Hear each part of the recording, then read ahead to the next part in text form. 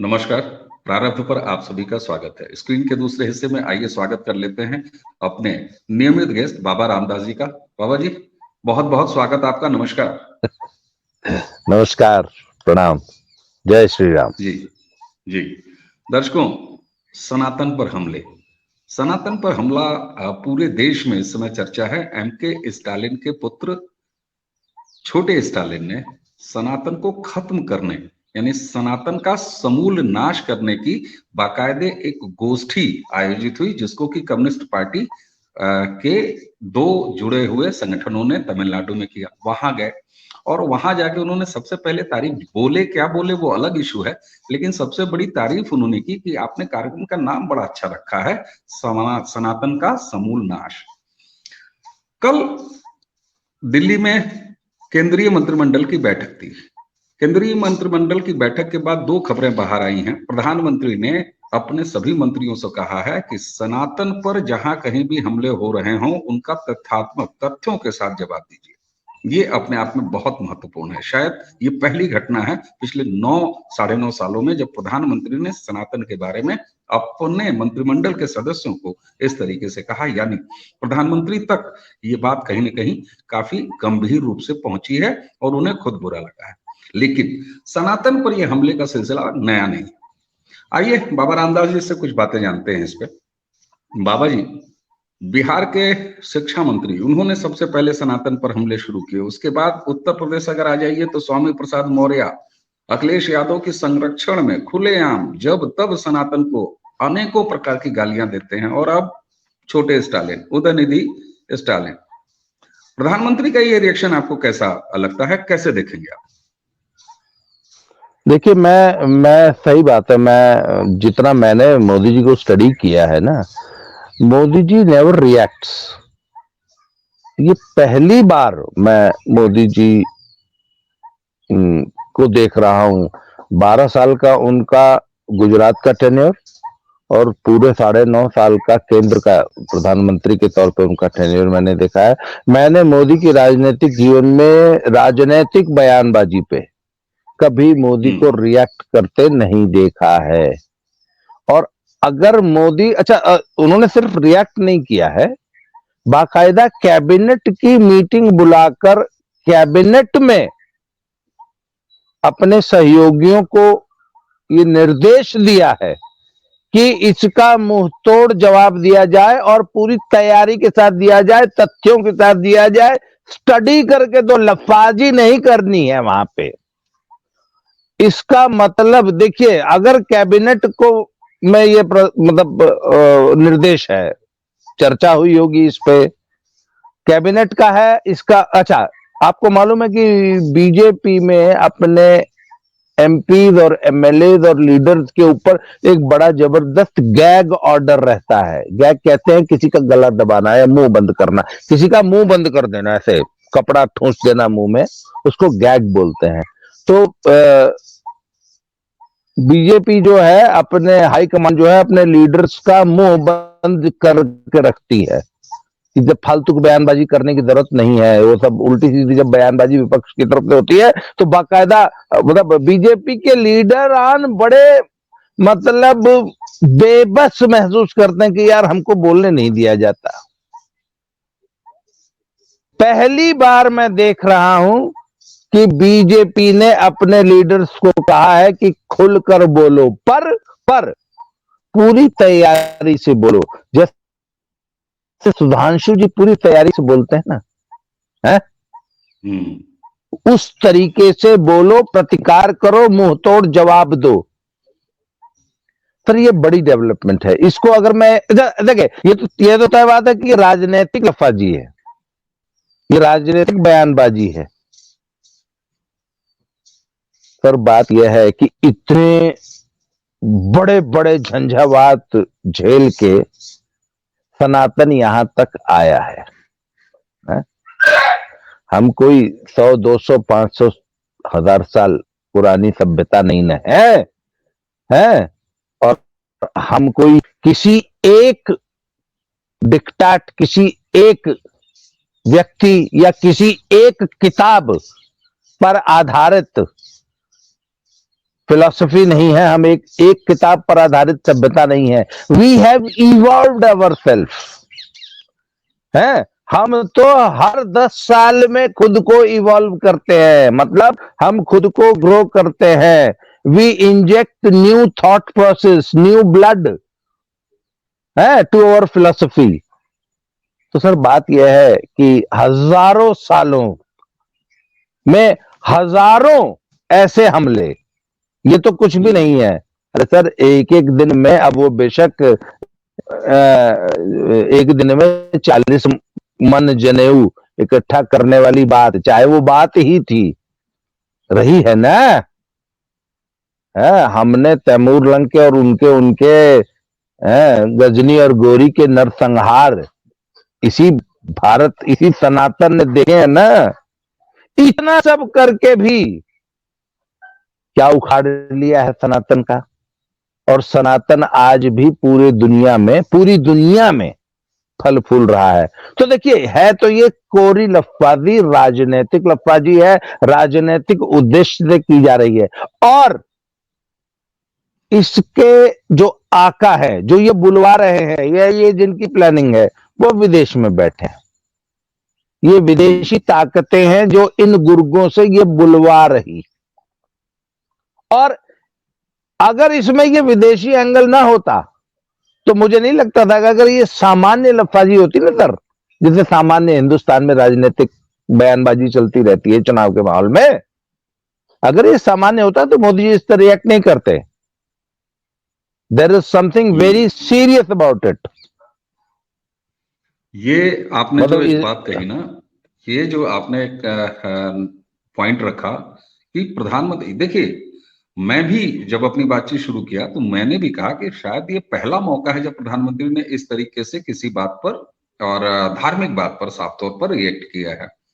आप यहाँ कह रहे हैं कि ये इनको इस तरीके से बुलवाने वाले, और चूंकि आप देखिए जब बिहार से ये बात शुरू हुई प्रधानमंत्री ने रिएक्ट नहीं किया, स्वामी प्रसाद मौर्य जैसे जंतु लगातार बोल रहे हैं तब भी प्रधानमंत्री की तरफ से कुछ नहीं आया। लेकिन एमके स्टालिन के सपूत तमिलनाडु में जब उदय निधि ने बोला तब प्रधानमंत्री ने ये रिएक्ट किया है, और 4-5 दिन बीतने के बाद रिएक्ट किया है। यहाँ आपका ये पॉइंट बड़ा महत्वपूर्ण हो जाता है कि ये इनके हैंडलर्स विदेशी हैं। संभवतः ये वजह है कि स्थिति की गंभीरता समझते हुए प्रधानमंत्री ने रिएक्ट किया है। क्यों? बिल्कुल सर, और मुझे हैंडलर्स का नाम लेने में कोई आपत्ति नहीं है, या I am not going to think twice. ये जॉर्ज सोरोस की जो युति है ना, जॉर्ज सोरोस ने तो बाकायदा सुपारी ली है ना कि राष्ट्रवादी, पूरे विश्व में राष्ट्रवादी सरकारों को अपदस्थ करके बेन केन प्रकारेण चुनाव में हराओ, ना हरा पाओ तो अपदस्थ करो, कू कराओ और राष्ट्रवादी सरकारों को पूरी दुनिया से हटाओ। तो उसमें सबसे बड़े, सबसे ज्यादा मुखर, सबसे ज्यादा महत्वपूर्ण, पूरा मतलब वर्ल्ड इकोनॉमी के हिसाब से, जियो पॉलिटिक्स के हिसाब से, पूरे हर लिहाज से जो सबसे इंपॉर्टेंट जो घटक है वो भारत है, मोदी है, वो भारत है। तो मोदी सरकार को येन केन प्रकारेण किसी भी तरीके से अपदस्थ करना है, चुनाव में हरवाना है, और उसके लिए अरबों नहीं खरबों रुपए की फंडिंग उपलब्ध है कि चुनाव तुम लड़ो, पैसा हम दे रहे हैं।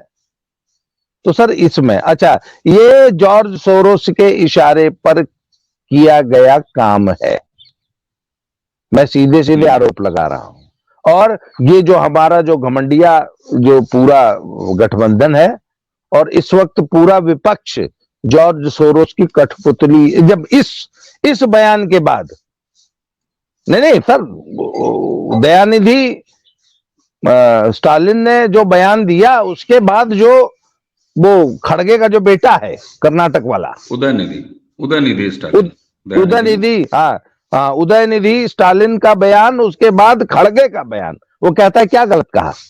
उसके बाद कांग्रेस जिस तरीके से उनके बचाव में, समर्थन में नहीं, बचाव में उतर आई, कूद पड़ी, कांग्रेस के सभी प्रवक्ताओं ने डिबेट पे आके बहस की और बोला कि सब सनातन, बोला जो देश जो जो जो धर्म जो संप्रदाय सभी लोगों को बराबर नहीं मानता या किसी की प्रताड़ना करता है वो मिट जाने लायक है। अरे भैया, इस्लाम ने और क्रिश्चियनिटी से ज्यादा किसने किसी की प्रताड़ना की होगी?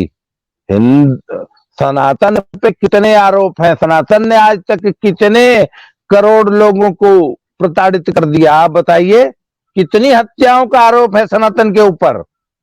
क्रिश्चियनिटी के ऊपर तो पूरी की पूरी मानवता को खत्म कर देने का आरोप है।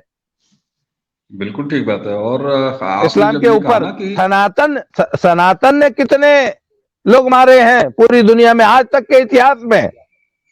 आप मैं आज से 10,000 साल 20,000 साल पुराना इतिहास उठा के देख लीजिए, कितने नरसंहार हमने धर्म के नाम पे किए हैं। विधर्मियों को अपने धर्म में लाने के लिए तलवार से काट दो। मैं आमतौर पर कड़े शब्दों का प्रयोग YouTube पे नहीं करता हूं, क्योंकि जो वो वीडियो है वो डिमोनेटाइज हो जाती है। पर इस वीडियो में आपने ध्यान दिया होगा कि मैं कड़े शब्दों का प्रयोग करने से चूक नहीं रहा हूं। ये वीडियो अगर डिमोनेटाइज होती है होने दीजिए, परंतु सनातन ने कभी तलवार नहीं उठाई है किसी विधर्मी पर। किसी मतलब हमारे यहां तो सर बड़ी शानदार युद्ध की भी एक युद्ध भी धर्म युद्ध की तरह लड़े गए हैं, लड़े जाते हैं। निहत्थे पे वार नहीं करना है, अपने बराबर वाले से लड़ना है। शरणागत पे वार नहीं करना है, जो सरेंडर कर दे, जो निहत्था है उन पे वार नहीं करना है। महिलाओं बच्चों पे वार नहीं कर रहा है। Anybody who is not participating in a war, in a battle, उसको नहीं मारना है, सिर्फ सैनिक को मारना है। वह सैनिक जो युद्ध के लिए तत्पर है, आतुर है। सरेंडर किए हुए सैनिक को, घायल को, उसका अगर हथियार नहीं है उसके हाथ में तो उससे नहीं लड़ना है। तब तक वेट कीजिए जब तक कि वो अपना हथियार लेकर आ न जाए। तो सनातन ने कितने लोगों का कत्ल किया है सिर्फ अपनी संख्या बढ़ाने के लिए, और वो लोग हमको प्रीच करेंगे, वो लोग हमको प्रीच करेंगे हैं? अब सनातन में कब रही है दास परंपरा? आप बताइए, एक भी इंस्टेंस पूरे इतिहास में उठाकर बता दीजिए। 100-150 साल पहले अमेरिका ने दास प्रथा का उन्मूलन किया है। गले में पट्टा बांध के रखते थे कि मुझे बांध के रखो कहीं मैं भाग न जाऊं। रंग भेद, आप बताइए भारत के इतिहास में रंग भेद के पर कहां मिलती है आपको? हमारे तो सबसे बड़े जो पूज्य आराध्य है कृष्ण और राम जो है श्याम वर्ण थे। हमने तो कभी वर्ण के पर आधारित किसी से दुराव नहीं किया। बिल्कुल ठीक बात है। और हम ये वीडियो कर रहे हैं, जन्माष्टमी के दिन कर रहे हैं, जन्माष्टमी चल रही है। और आपने बहुत सुंदर बात की कि हमारे तो आराध्य श्याम वर्णी हैं। तो इसके पहले आपने जब कहा कि हमारे यहाँ सनातन ने युद्ध भी धर्म युद्ध कह के लड़े हैं, अरे बाकी चीजों की मर्यादा तो होती ही थी बाबा जी। आप सोचिए, युद्ध का टाइम भी होता था कि सूर्य अस्त हो गया तो युद्ध नहीं होगा।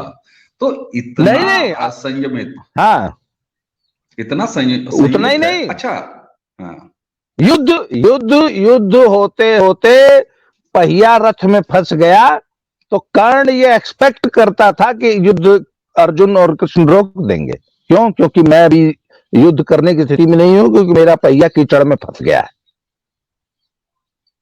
वो तो कृष्ण की कूटनीति थी कि उन्होंने जो है बोला कि तुम भी अनीति है। पर बिल्कुल देखिए क्या हुआ, इसको छोड़ दीजिए, व्यवस्था क्या थी। जब कर्ण का आग्रह हुआ कि हे कृष्ण रुको, मेरा पहिया, मेरे रथ का पहिया कीचड़ में फंस गया, उसे निकाल लेने दो, क्योंकि वहां पे कर्ण व्यवस्था की बात कर रहा था। तब कृष्ण ने कहा है कि अब मन्नी को भूल गए कि वो जो है निहत्था जमीन पे पड़ा हुआ था, तब उसको तुम लोगों ने मारा था। तो देखिए व्यवस्था हमारे यहाँ क्या थी, इस पे बात कीजिए। ठीक बात है, किसी घटना में उसका पालन हुआ नहीं हुआ, उसके अपने कारण रहे वो अलग बात है। वो दो आर इंडिविजुअल केसेस, बिल्कुल वो एबरेशंस हैं। बिल्कुल। बिल्कुल ठीक बात है। अच्छा, आपने जब ये कहा कि प्रधानमंत्री ने जब इस तरह की बात कही है, रिएक्ट किया है, तो इसके तार बाहर से जुड़े हुए हैं। ये सामान्य चुनावी बोल वचन नहीं है, ये बात समझ में आ रही है, क्योंकि जिस हिसाब से आपने पहले ही बताया कि कांग्रेस के नेता खड़गे जी के पुत्र उन्होंने शुरू किया, और सिर्फ खड़गे तक ही नहीं, छोटे चिदम्बरम चिदम्बरम जी के पुत्र भी बाकायदे बचाव में ही नहीं आए। और आप एक चीज देख रहे होंगे कि स्वामीनाथ मौर्य लगातार बोल रहे हैं। ये बात सामान्य से सामान्य राजनीति समझने वाला व्यक्ति भी कह रहा है या कहता रहा है कि इससे अखिलेश यादव की पार्टी को चुनाव में नुकसान होगा। जिस तरीके से स्वामी प्रसाद मौर्य सनातन के बारे में बोल रहे हैं, वहां पे बिहार में जब उनके शिक्षा मंत्री बोल रहे थे, तब भी ये बात आई कि भाई साहब, इससे आपके वोटों का नुकसान हो सकता है। लेकिन अगर स्वामी प्रसाद मौर्य का ही केस देख लीजिए बाबा जी, तो अखिलेश यादव इस तरीके से व्यवहार कर रहे हैं जैसे वो एंजॉय कर रहे हैं सनातन पे इस हमले को। कुल मिला के यही हाल कांग्रेस का आप देखिए स्टालिन वाले के बाद, कि वो बिल्कुल ऑफेंसिव तरीके से इसको प्रोटेक्ट कर रही है। इसका अर्थ ये है कि ये कैलकुलेटेड, प्लान्ड और पूरी तैयारी के साथ सनातन पर हमले की ये आपको लगातार एक चैन दिखाई दे रहा है। ये सही कह रहा हूं मैं कि ये पूरी तैयारी के साथ है, कैलकुलेटेड है, नफा नुकसान देख के किया जा रहा है? देखिए, मैं एक बात बताऊं आपको। बात यह है कि पूरे हमारे इस पूरे सिस्टम को भारत ने पिछले 10 सालों में इकोनॉमी के क्षेत्र में या वर्ल्ड ऑर्डर में जो भारत की ग्रोथ हुई है, इसके अलावा जो भारत ने अपना रुतबा पूरी दुनिया में कायम किया है, उसकी ऊर्जा कहां से मिलती है राष्ट्र को, है ना? तो सब वो ऊर्जा का स्रोत है सनातन। इसलिए ऊर्जा का जो स्रोत है, जो मूल स्रोत है, जो जड़ है, जड़ पे हमला किया गया है।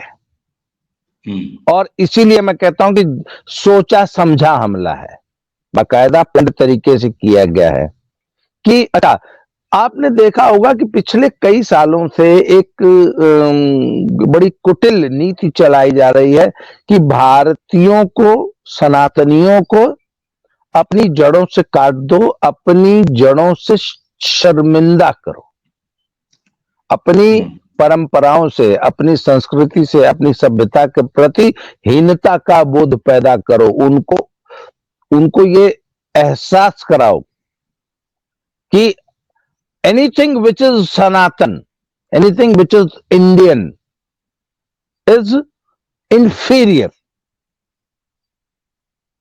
है ये जो बार बार ये लोग कहते हैं कि मुझे हिंदू होने में शर्म आती है, जब कोई भी छोटी सी घटना हो जाती है, तो हमारी ये बॉलीवुड की जो अभिनेत्रियां हैं या इस टाइप के जो छिछोरे लोग होते हैं, इनके सबसे पहला बयान क्या आता है कि I am sorry to be Hindu. मुझे अपने हिंदुत्व पे जो है इनको शर्म आने लगती है, जैसे कि हिंदुत्व ने ही या सनातन ने ही, ये इस सनातन की किसी व्यवस्था के तहत ये घटना हुई है। इसके अलावा आप हर चीज, रहन सहन, खान पान, पूजा पद्धति, हमारी सोच, everything which is Sanatan is inferior. हमारी नई पीढ़ी में ये इंजेक्ट किया जा रहा है। परिवार व्यवस्था को तोड़ दो, है ना? आज की तारीख में यदि कोई ब्रह्मचर्य की बात करे है, या ये बात करे कि नहीं भैया तुम काये के कपड़े पहन लो, तो एक पूरा वर्ग है जो कि उठ खड़ा होगा, तुम कौन होते हो हमको कपड़ा पहनने के लिए प्रीच करने वाले। कहने का मतलब, हमारी सनातन की जितनी भी गौरवशाली परंपराएं हैं, जिनके वजह से सनातन पिछले हजारों सालों से यहां तक चला आया, सरवाइव करता रहा है, उनको सबको खत्म करो, तोड़ो, जिससे कि सनातन को और सनातनियों को कमजोर किया जा सके। इनके मन में सनातन के प्रति डाउट पैदा करो। देखिए ये ठीक बात। संक्रमण काल चल रहा है, एक मिनट सुनिए, इसमें क्या है कि देखिए क्रिश्चियनिटी खतरे में है। जो जो वेस्ट के जो क्रिश्चियंस हैं वो क्रिश्चियनिटी से बहुत तेजी से दूर हो रहे हैं। चर्चेस बंद करके वहां पे पब बार और डिस्को खोले जा रहे हैं, कैसीनो खोले जा रहे हैं। इस्लाम पे इंटरनेट का बहुत तेज हमला है, क्योंकि इस्लाम को इंटरनेट बहुत तेजी से एक्सपोज कर रहा है।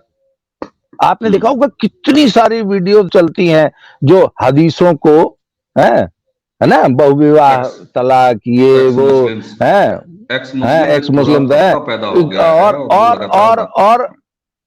और अच्छा, वो सारी हदीसें जितनी भी जिनकी व्याख्या की जा रही है, कोई मनगढ़ंत तो है नहीं, हदीसों की व्याख्या हो रही है ना। बिल्कुल। तो सर बात यह है कि ऐसे में दुनिया के सामने सनातन के अलावा विकल्प क्या है?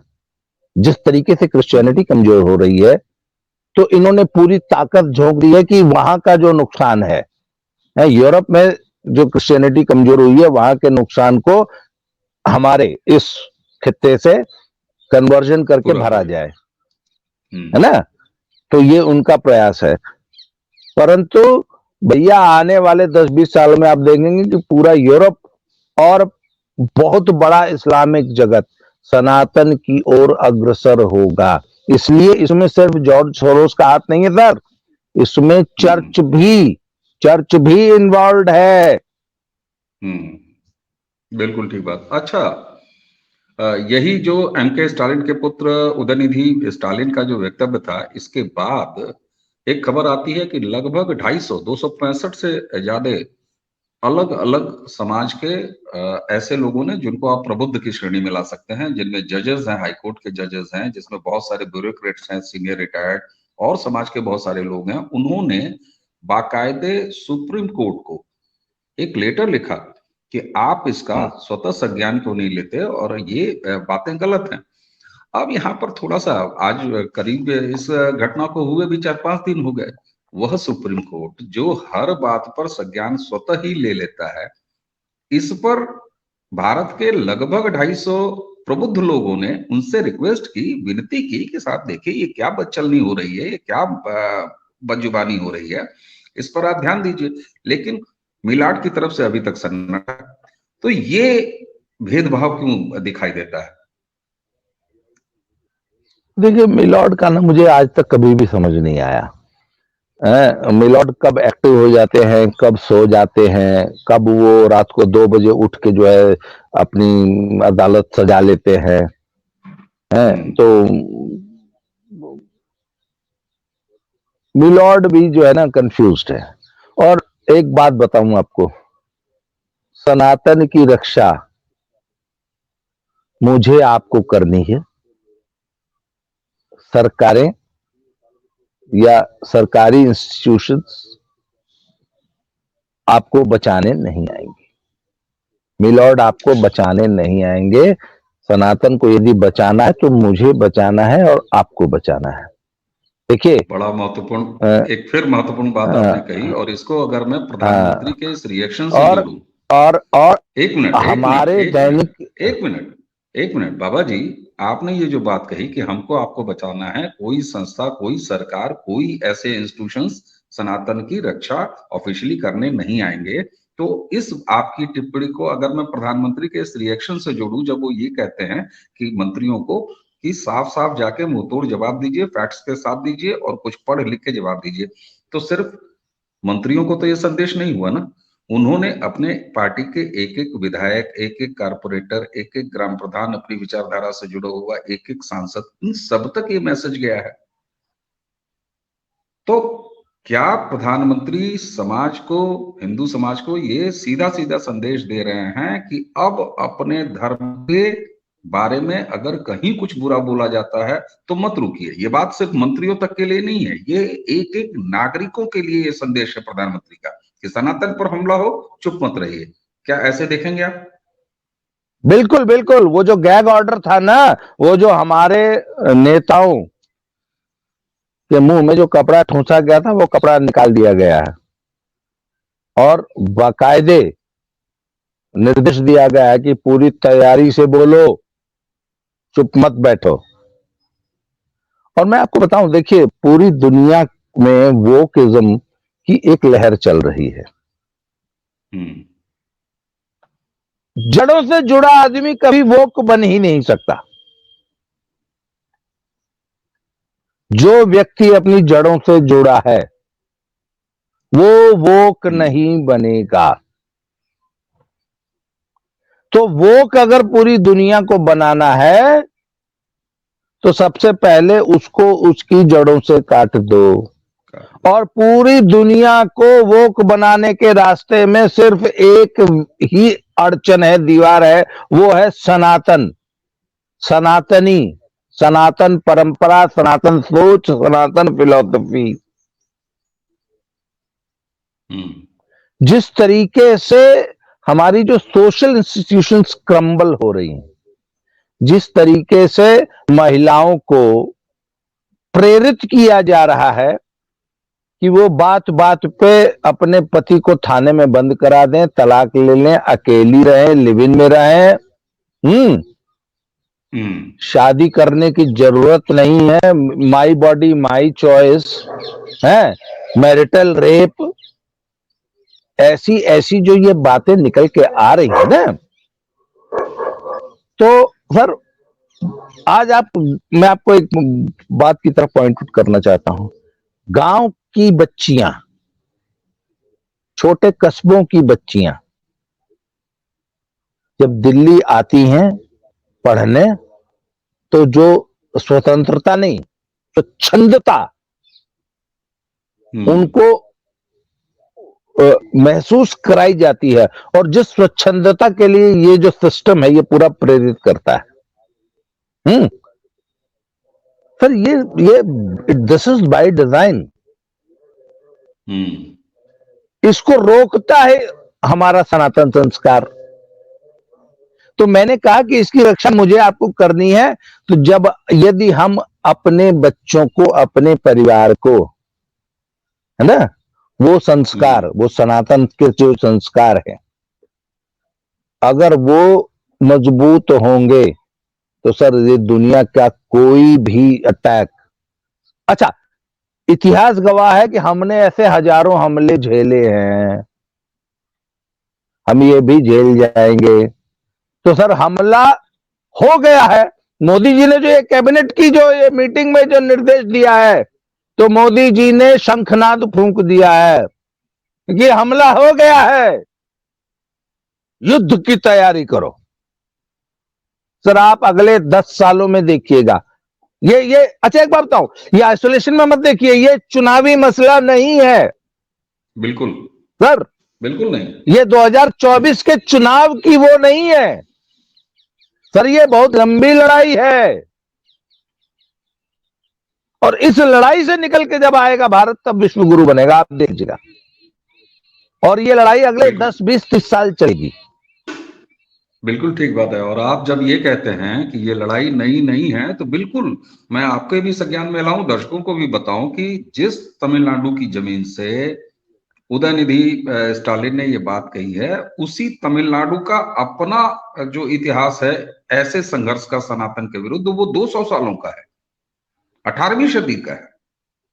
और जब 1935 से लेके 1965 तक ये दुराव उसी तमिलनाडु में लगातार चलता रहा, और इतना चलता रहा कि वो तो सनातन के बाद हिंदी विरोध तक आया, संस्कृत विरोध तक आया।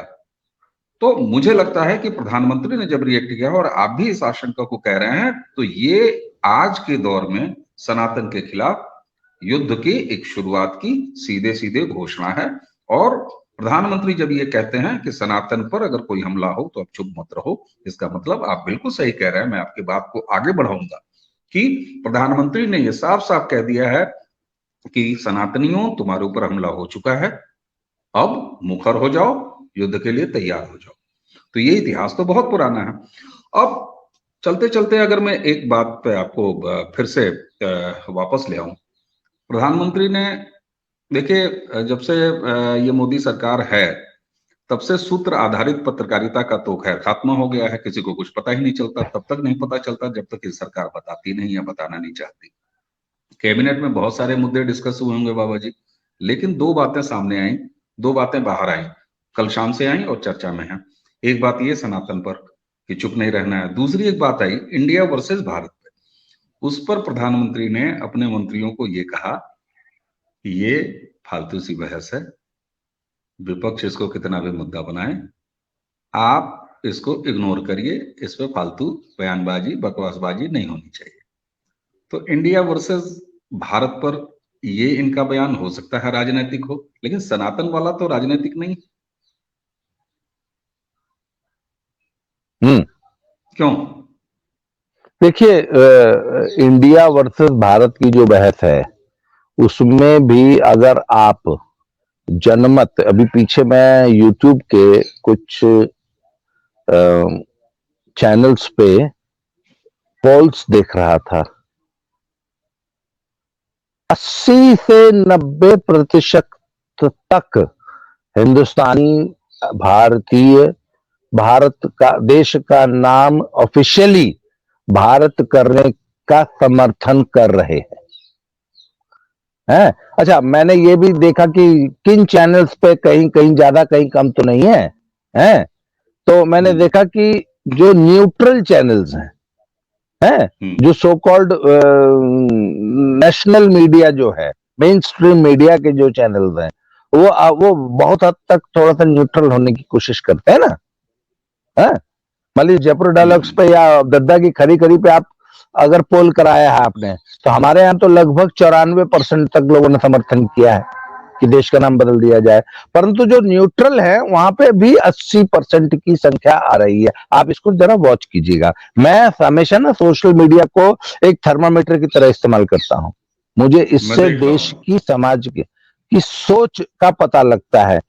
तो 80% भारत देश का नाम भारत करने का समर्थन कर रहा है। और सर एक बात बता दूं, ये भावनात्मक मुद्दा है और ये उस लंबी लड़ाई का, सुनिए सुनिए, ये जो मैंने कहा ना, ये लड़ाई लंबी चलेगी और 20, 30, 40 साल चलेगी अगले।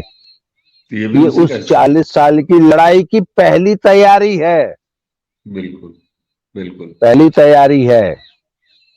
जब सियाचिन पे भारत, मुझे लगता है कि प्रधानमंत्री जो है ना, जब सियाचिन पे, सुनिए, जब सियाचिन पे भारत ने कब्जा किया तो सबसे पहले स्नो बूट्स मंगाए गए थे स्वीडन से।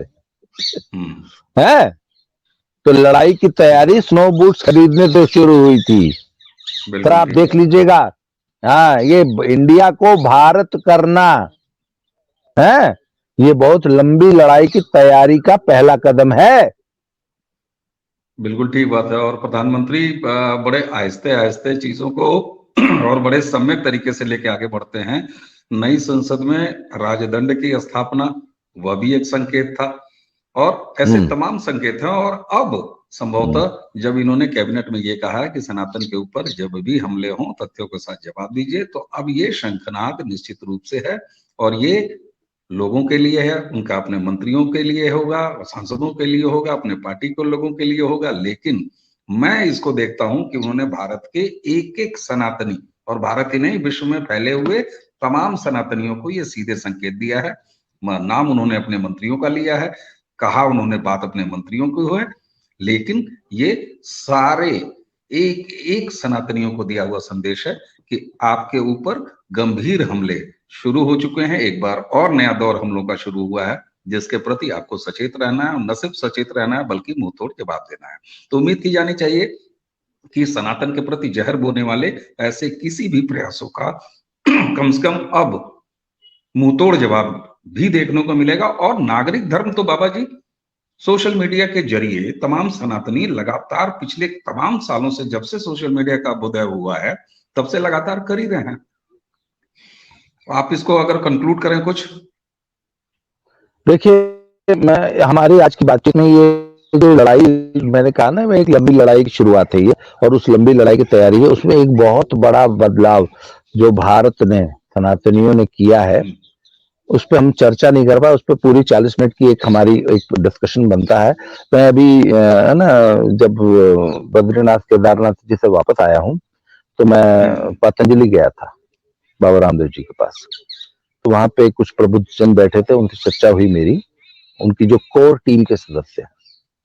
तो भारतीय शिक्षा बोर्ड का सिलेबस बन के तैयार है, पुस्तकें छापने का, पुस्तकें लिखी जा रही हैं। और नई भारतीय शिक्षा नीति में आप भारत को धीरे धीरे पुरानी गुरुकुल व्यवस्था की ओर बढ़ते हुए देखेंगे। चलिए, इस पर मैंने कहा था, इस पर एक पूरी बातचीत हम लोग करेंगे। हाँ, तो मैंने कहा ना, ये लंबी लड़ाई है, और इसके ये लड़ाई मुझको और आपको लड़नी है, मेरे परिवार को लड़नी है। तो सर उसकी शुरुआत जो है ना, आखिर युद्ध की ट्रेनिंग होगी ना, तो वो जो नई शिक्षा नीति आ रही है ना सर,